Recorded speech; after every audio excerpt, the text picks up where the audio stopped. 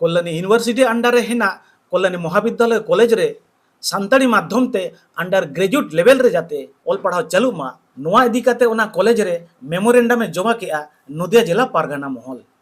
आद नोआ बारेते नदिया जिला पारगाना महल चेद लई साड़े बना देला काटिज बन आजम का गे।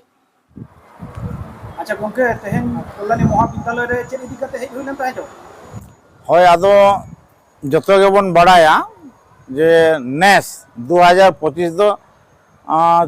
ऑल चिकी रेनांग साय शर्मा पूरा काना आदो नोआ मिशन एंड विजन प्रचार और प्रसार से मिशन एंड विजन रेनांग फुलफिलमेंट इदी काते तेहेन आले कल्याणी महाविद्यालय हेज लेना जे जाते कल्याणी महाविद्यालय रे सानताली ते ओलो पढ़ाव चालू मा आदो नोआ लहारे कई लय तहन हुयुक काना जे आबो जतो गेबन आंजम का बड़ाया का आबन जे नेस एकाडेमिक सेशन खोना कल्याणी यूनिवर्सिटी रे सानताली ते ओलो पढ़ाव चालू होचो हुया काना पीजी लेवल रे मास्टर डिग्री लेवल रे आदो ओना तरी रे कल्याणी महाविद्यालय साथे आरहो कांसरापाड़ा कॉलेज से हरिणघाटा कॉलेज को मेना नोआ करे हो आले टारगेट मेना मैंने भारत जगत माझी पारगाना महल नदिया जिला महल टारगेट मेना जे अडी लगन अडी उसरा जाते नोआ को पेया कॉलेज महाविद्यालय रे सानताली ते यूजी अंडर ग्रेजुएट लेवल रे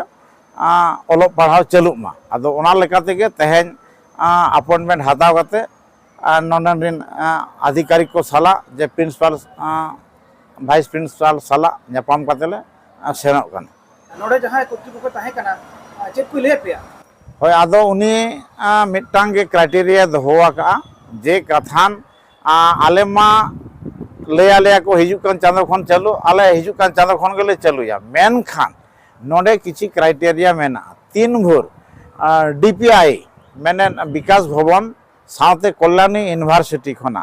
रिटिन बाको बाडाय चले आले उन भोर तो ना ऑफिशियली बाले चालू होचो दाड़ेया आदो नोआ किन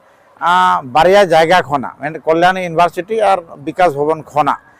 जदि परमिशन को एमालिया से अप्रूवल को एमालिया आले देन एंड देयर नेस खान नेस कालम खन ले चालूया आदो लय हुईना जे बांगा कथान हिजु कान सेरमा एकेडमिक सेशन खना गे अंडर ग्रेजुएट लेवल रे चालू उचोरना व्यवस्था तावन पे आ नो इदी काते आपिया हो मेंटली प्रिपेयर ताहना आदो आको को लय किया जे कथान आले पूरा रेडी गयाले अडी रस्केले बुझाव किया नोआ डिमांड अगु काते आपे पारगाना महल पाटा खन आले ठन पे हेज अकना आरकी गंके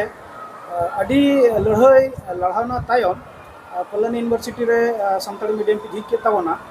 आर नितो पठन चला कना आदो नोआ चेलका अनुभूति हुई कना नोआ बारे ते जहाना मिली के होय आदो अडी रस्का अडी मौज चेदा जानाम आराम ते ओलो पढ़ा से सेचेद हाताव से अकिलो दो अडी गौरव अडी रस्का हान व्यापार कना आदो उना लेकाते आले के ना लय हुई कना भारत जगत माझी पारगाना महल नदिया जिला महल पाटा खना आने मने तुरु जखा डेपुटेशन कल्याणी यूनिवर्सिटी रे एम से विकास भवन बाबार जखा सेन काते ओंडे खन ऑर्डर कॉपी अगु उच्चो काते नोडे यूनिवर्सिटी रे चालू उच्चो हुई कना नो दो लड़ाई ना अडी मारांग जोश से अडी मारांग जितकर काम तालेया आदो ओना लेकाते ओना आस दोहो काते के गुरु गोंके पंडित रघुनाथ मुर्मुआ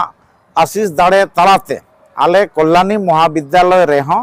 हिजुकान एकेडमिक सेशन खना कंपलसरी ऑलचिकीते सानताली मीडियम ते ओलो पढ़ाले चालू होचोया अंडर ग्रेजुएट लेवल रे नोआ आलेया पतियो मेना